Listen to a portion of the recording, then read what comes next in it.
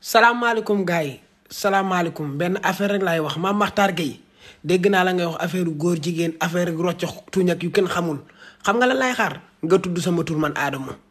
xam nga di wax di gaaru waale naan Italie ak Allemagne duma la tontu mais bu la yàlla jayee ba nga dugg ci samay 18 kala naxa kattu tuunu ndeyam om de data yaayam man duma Wally Seck duma Eumeudi Badiane duma ñi ngay porter plainte kala naxa katt ndeyam maa ngi ci restaurant bi xoolal ay machine café gis nga ko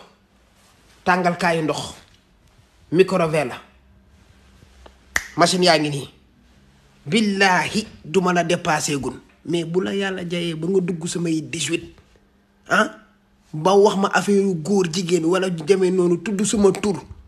Mame Makhtar dootoo ko defati Sénégalais yi li nga nekk ñoom ñoo la ci bàyyi